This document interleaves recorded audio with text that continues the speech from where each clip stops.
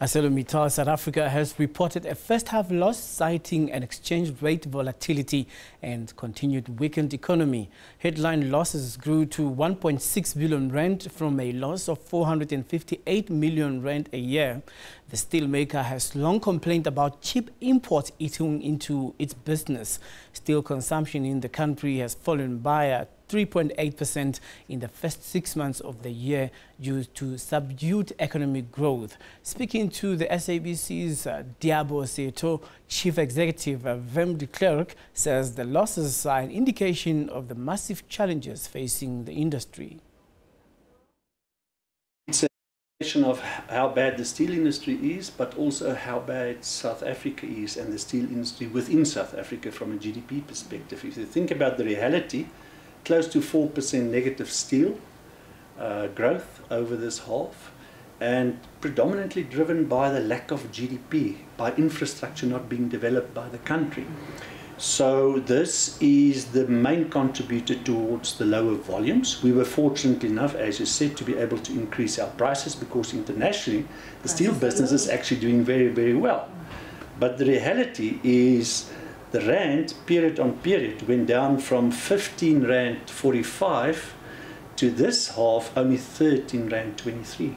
So we have lost 2 rands, and for every rand that we lose on an annualized basis, it's 1.5 billion profit. So yes, I agree, unfortunately, terrible position to be in.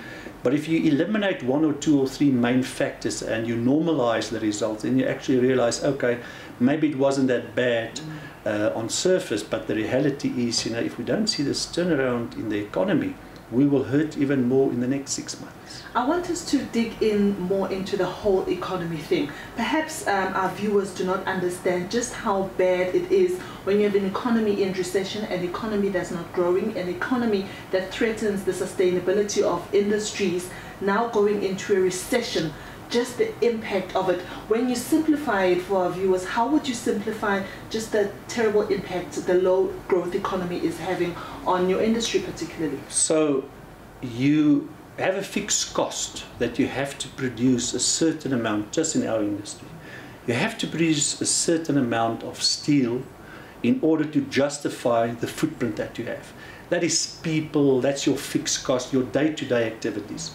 When all of a sudden there is no market, it means you still have that fixed cost, but you don't have markets to sell to because the GDP is so low. So you have one of two alternatives. You either cut your production, and then you have to start cutting costs as well. And that's why we have seen so many people being laid off in the country as of lately. I saw the stats, the people not having jobs is now the highest since 2004. It's terrible. This is the people that we see every day on the street. So if you don't have the ability to continue to sell to the local economy, you don't create jobs and your economy just goes into the spiral. Obviously, the alternative that you then have is to export. But the reality in our industry, we face the Chinese head on head. And they are dumping into Africa because the rest of the world closed their markets to China through anti-dumping. They're now directly into Africa, and we simply cannot sell at the prices that they sell into Africa. So this is the reality of where we stand. Wim, a very good example of just how much the impact of the cheap Chinese imports being dumped into South Africa is perhaps the textile industry. Correct. Do you fear that at some point, you'll find the industry facing what the textile industry is facing, death? I always say it's not good for the state to subsidize any industry. So we got a lot of criticism because we got the state to assist us with these import duties of 10 and 12%. But the reality is, if you don't do it, China is doing that. And over a period of time, by the time that these businesses are all killed, like the textile industry, they then enter and they can ask whatever they so wish, because now there is no competition. And that's the reality of what we're trying to do in this business. China is effectively exporting cheap labor. That's what they do. That's why they can so easily put stuff into our country. And it's all nice when we buy the Chinese stuff.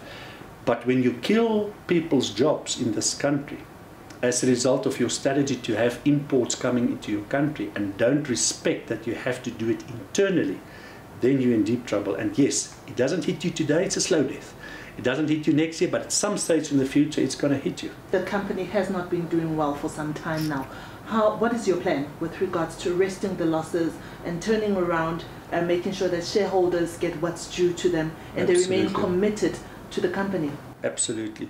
We have to build a sustainable business. For too long, we've been making losses, straight in a row, 5, 6, 7 years, every year loss.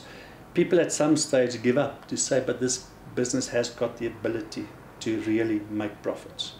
I think, as I said in the beginning, the rand really hurt us. So what we are saying now is we have to assume a strong rand of around 30, maybe 13.50, maybe 12.85 as this morning, but let's say around 13. So gone are the days where we can expect a rand to bail us out. So it's a very important mind shift. We have to address costs. We said this morning in the press conference, that we will address all the suppliers, talk to them, ensure that we get lower costs. My big worry is Eskom and Transnet. They are state-owned, and therefore the negotiation with them is very difficult. They refer you to, by way of example, Eskom, to NERSA, which is the regulator, so they don't determine their price. So to have a discussion about lower prices with state-owned organizations is very difficult, if not impossible.